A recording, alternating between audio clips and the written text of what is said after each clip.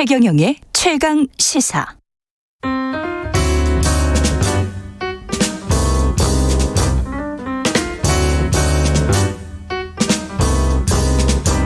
예, 더 나은 미래를 위해서 오늘의 정책을 고민합니다. 김기식의 정책 이야기 식센스 김기식 더 미래연구소 소장 나와 계십니다. 안녕하십니까? 예, 안녕하세요. 네. 예, 국민연금 주주 대표 소송에 관해서 보도들이 뭐 많이 나오고 있는데요. 네. 예, 주주 대표 소송이 일단 뭔지. 예. 그러니까 기업의 오너나 이사들이 불법 행위를 해서 회사에 손해를 끼쳤을 때 그럼 회사가 당연히 그 끼친 손해에 대해서 배상하라고 요구를 해야 되는 거 아니겠어요? 그렇죠. 그래서 이제 주주들이 회사 보고 불법 행위로 회사에 손해를 끼친 이사들에게 소송을 해라라고 요구를 하고 회사가 그걸 안 할 경우에 경영자들이 안 할 경우에 회사를 대신해서 주주가 소송을 내서 이기면 그 손해배상을 회사에 하도록 만드는 이런 제도인 거죠. 이게 재계는 뭐 당연히 반발을 세게 하고 있는데 네. 어떻게 보십니까? 주주대표 소송이 그 기업에 부담을 준다는 얘기들을 많이 하는데 예. 그건 왜곡된 사실인 게요. 실제로 이 주주대표 소송을 해서 만약 손해배상을 하는 게 인정될 경우에 그 돈은 회사에 기속됩니다. 예. 그러니까 다시 말해서 이사들이 회사에게 손해난 만큼을 메꿔주는 거니까 회사 입장에서는 오히려 이익이 되는 거죠. 그러네요. 사실은 이게 이래서 사실 주주대표 소송이 남발된다 그러는데 별로 소송 자체가 없습니다. 왜냐하면 주주대표 소송을 한 주주가 열심히 소송해서 이겨도 자기는 한 푼도 가질 수 없고 오히려 그 이겨서 생겨나는 손해배상액은 회사로 귀속되기 때문에 회사에는 오히려 기여가 되는. 회사의 재무제표는 좋아지네. 그렇죠. 그러니까 회사에 소송을 당할 수 있는 기업가들은 그러니까 경영자들은 부담이 있을지 몰라도 회사 자체에는 오히려 이익인 거죠. 경영자들에게 부담인 건지 아니면 최대 주주나 대주주들에게 부담인 건지 이것도 좀 가려서 이야기해야 그렇죠. 사실은 우리나라 기업은 아직도 그 90% 이상이 다 오너 기업이거든요. 대기업부터 중소기업까지. 그럼 결국은 회사가 불법 행위를 하는 경우는 거의 대부분은 오너와 오너 일가의 이익을 지켜주기 위해서 불법 행위를 하는 경우가 거의 대부분이기 때문에 사실은 지금 기업에 부담을 준다 뭐 어쩌나 얘기를 하지만 기업 오너들이 불법 행위를 했을 때 자기들에게 들어올 수 있는 소송의 가능성에 대한 두려움 때문에 그러는 거지 실제로는 별 문제가 없습니다. 예를 들어서 우리나라 전 세계적으로 기업에 가장 친화적인 나라가 미국이잖아요. 주주대표 소송의 원조가 미국입니다. 그렇죠. 그 우리나라의 그 주주대표 소송 도입된 게 97년도 IMF 경제 위기 이후 도입됐는데요. 그 뒤로 지금까지 상장 회사에 대해서 벌어진 주주대표 소송이 채 50건이 잘 안 됩니다. 그러니까 1년에 한 2건 정도 하는데요. 미국은 어느 정도냐면 그 얼마 전에 그 스탠포드 로스쿨에서 조사해서 발표를 했는데요. 2017년 이후에 지금 미국은 한 해 400건 이상. 2019년에는 무려 428건. 그러니까 우리나라의 무려 200배에 가까운 주주대표 소송이 이루어지고 있고요. 그게 이제 연금이나 연기금을 통해서 하는 거잖아요. 그런 경우 대개는 기관 투자자들이 연기금들이 주로 그런 역할을 많이 하고요. 특히 캘퍼스라 그래서 캘리포니아 연기금 같은 경우는 아주 뭐 그런 소송을 내는 데 있어서 아주 되게 적극적인데 또 하나 재밌는 건 뭐냐면 그 연구 결과에서 그 로스쿨에서 연구한 거에 따라서는 그러한 주주대표 소송이 오히려 기업의 가치를 높이는데 긍정적으로 기여했고 또한 주주들에게도 도움이 됐다. 라고 하는 연구 결과를 발표를 합니다. 그러니까 주가가 올라갔다. 오히려 기업의 가치는 훨씬 좋아지고 그것이 당연히 주가에 반영돼서 오히려 좋았다라고 하는 거거든요. 그러니까 쉽게 얘기하면 우리나라에서도 재벌 오너들이 구속되면 오히려 주가가 오릅니다. 이재용 때도 그랬고 최태원 회장 때도 그랬고 그런데요. 그게 뭐냐면 이제 오너 리스크, 오너들의 불법 행위에 따른 오너 리스크가 줄어들고 불확실성이 제거된다. 이런 오히려 지배구조가 투명화될 거다라고 하는 이런 기대 심리 때문에 그 주가가 오르거든요.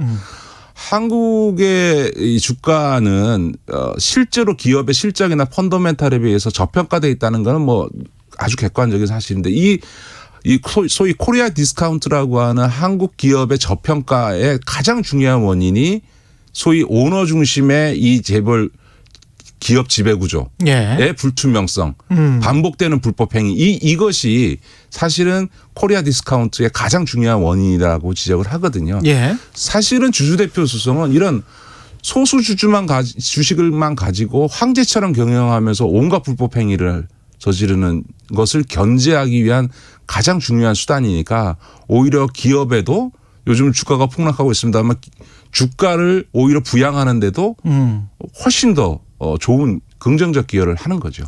근데 이제 재계도 그렇고 일부 이제 신문들도 이게 정치 사회적 압박 수단으로 사용될 수 있다. 정치적으로 뭔가 이용될 수 있다. 뭐 이런 뉘앙스를 계속 풍긴단 말이죠. 네네. 예. 그러면서 이게 마치 불법적인 것이냐 네네. 반자본주의적인 것이냐 네네. 그런 식으로 이제 계속 국민들에게 인식을 심어줘 왔는데 그리고 그렇게 믿는 국민들도 많습니다. 예, 그러니까 예.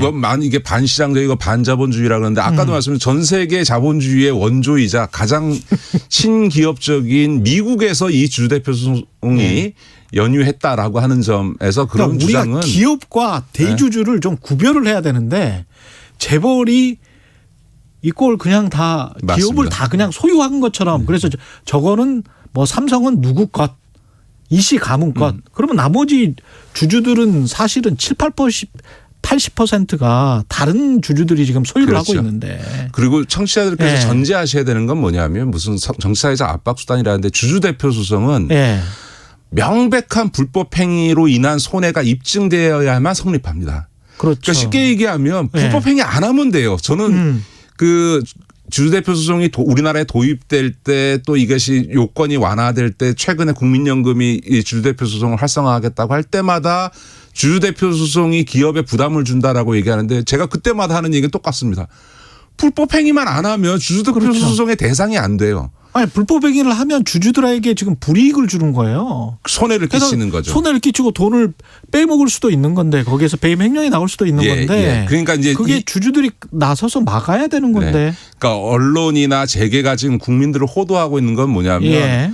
아무 불법 행위도 안 하고 있는데 그냥 정부가 나서서 기업을 압박할 수 있는 수단으로 악용될 수 있는 것처럼 마치 얘기하는 건데. 그러면 사회주의죠. 네, 그럼 그러면 반드시 잘못된 거죠. 제가 그 말씀드리는 거는 이 주주대표 소송은 반드시 불법 행위로 인해서 재벌 오너나 어떤 기업 이사들의 불법 행위로 인한 손해가 입증되었을 때만 이게 주주대표 소송이 성립하기 때문에 다시 말씀드리지만 불법 행위 안 하면 돼요. 배임하지 말고 횡령하지 말고 뇌물 주지 말고 이러면 다 주주대표 소송 대상이 될 수가 없습니다. 예.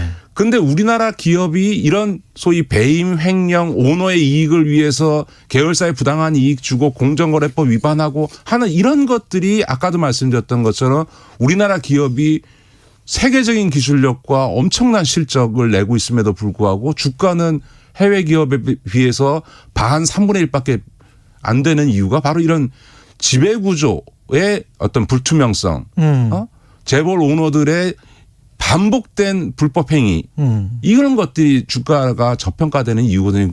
제가 언제 한번 그런 말씀 드렸던 것 같은데 우리나라 재벌 오너들 중에서 별 달지 않은 감옥 한 번 안 갔다 온 사람이 거의 없거든요. 예. 자, 이런 거를 어떻게 제어할 거냐에서 형사적 처벌도 있지만 이런 주주대표 소송을 통해서 주주가 견제하는 거죠. 근데 이제 국민연금이 절차적으로 봤을 때 네네. 혹시나 정부나 다른 어떤 입김이 들어가서 소송을 할 것에 관한 우려 이거는 정당하다고 보는데 절차적으로 뭐 소송 결정 권한을 수탁위에 줬습니다. 네네. 이거는 어떻게 보십니까? 그러니까 오히려 수탁위에 줘야 되는 거죠. 예. 만약에 지금 이제 국민연금공단 이사장이나 기금운용본부장은 정부가 대통령이 임명한단 그렇죠, 말이에요. 그렇죠. 그러니까 이 사람들이 결정하면 정치권이 입김이 입김을 끼칠 예. 수 있고 실제로 정권의 취향에 따라서 주주대표 소송을 그냥 질 걸 뻔히 알면서도 낼 수도 있잖아요. 그러니까 오히려 이런 주주대표 소송이야말로 정부가 배제되고 민간인들로 구성된 독립적인 위원회에서 결정하게 해야만 그렇죠. 이런 결정의 독립성과 전문성이 보장이 되는 거니까 수탁위를 통해서 결정하도록 권한을 위임한 것은 너무나 당연한 예. 조치죠. 이걸 문제 삼으면 오히려 그러면 정부가 자의적으로 할 하란 수 있는. 말이냐가 예. 되는 거죠. 이게 대표 소송 통해서 기대할 수 있는 효과 같은 거는 뭐가 있을까요? 국민연금기금이 이렇게 적극적으로 만약에 행동을 하게 된다면. 주주대표 소송을 활성화하는 가장 중요한 이유는 미국도 마찬가지인데요. 불법 행위를 사전에 견제하는 겁니다. 기업의 오너나 이사들한테 너 불법 행위에서 손해 끼치면 그 끼친 손해만큼을 네가 회사에 영향력이 있다고 해서 소송 안 내는 게 아니고 주주들이 대신 소송을 해서라도 반드시 네가 손해배상 물어내게 할 거야라고 하는 것이 당연히 오너나 이사들은 사회이사를 포함해서 이 주주대표 소송에서 대상 사회이사도 포함되거든요. 사회이사들이 이 불법 행위를 하지 말아야 되겠거나 혹은 오너나 경영자들이 불법 행위 하려는 것에 대해서 사회이사들이 견제해야 되겠구나라는 생각을 하게 함으로써 불법 행위 자체를 사전에 예방하는 효과가 가장 큰 좋은 효과고요. 예. 그럼 기업이 불법 행위를 안 하게 되면 기업의 가치가 제대로 평가받겠죠. 또 하나는 만약의 경우에 불법 행위가 발생했을 때 그 손해를 그게 적게는 몇십억이지만 많게는 수백억이거든요. 예를 들어서 공정거래법을 위반했을 때 과징금의 규모라는 게 몇백억 되거든요. 그 얘기는 뭐냐면 불법 행위를 안 했으면 치르지 않아야 될 비용을 수백억을 회사가 지불하게 된 거잖아요. 그런데 그거를 오너나 이사들이 다 배상하게 하면 회사한테는 과징금으로 나간 돈만큼을 다시 회수하게 되는 거니까 그렇지. 재무적으로도 회사에게는 도움이 되는 거죠. 아까 그렇게 돼서 실제 이제 연구 논문에 이런 대표 소송을 해서 하면 주가가 올라갔다. 그렇게 보면 국민연금 같은 경우는 이제 국내 주식시장에 더 투자를 하니까 기금 운영 수익률 제고에도 이게 도움이 되는 거 아닙니까? 그렇습니다. 네. 사실은 국민연금에 있어서 수익률과 관련해서는 주식시장이 위험하다고 하지만 그 수익률이 가장 좋은 게 주식 투자한 거거든요. 6% 막 되더라고요. 그렇죠.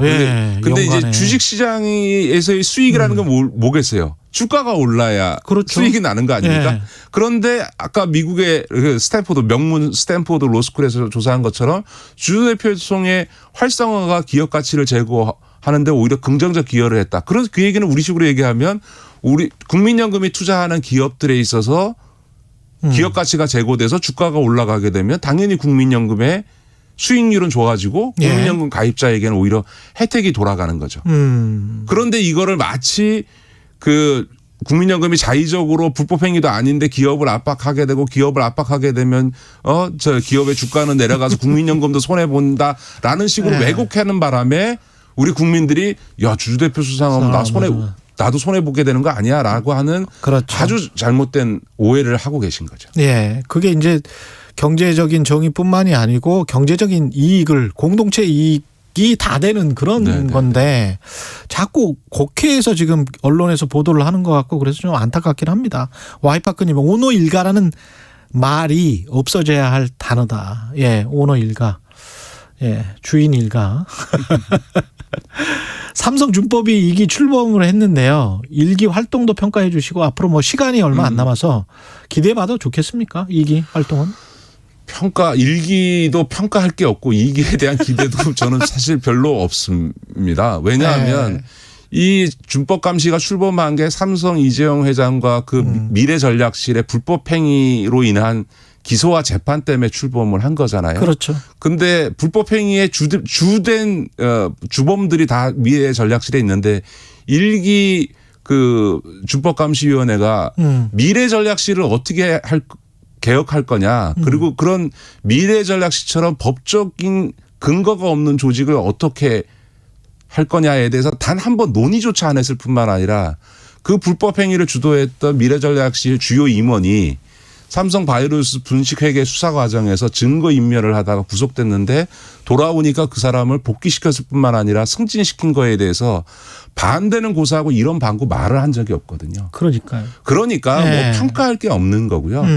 사실은 이 경영자들의 불법 행위를 감시하라는 게 사실 이사회예요. 그러니까 법적으로는 회사의 의사결정은 주식회사에서는 이사회가 하는 거거든요. 하면 되는데. 근데 법적 기구인 이사회에는 맨 들러리 사회이사들만 계속 앉혀서 거수기 노릇만 하게 하면서 이런 이사회는 그런 허수아비를 만들어 놓고 법적으로 아무 권한이 없는 준법감시위원회를 통해서 삼성의 불법 행위를 막겠다, 견제하게 하겠다라고 하는 거는 전혀 논리적으로 맞지 않는 얘기인 거죠. 그러니까 원래 그런 점에서 액세서리였다. 그렇죠. 그냥 예. 대국민용의 이 그냥 쇼에 가깝다고 봐야 되는 거고요. 예.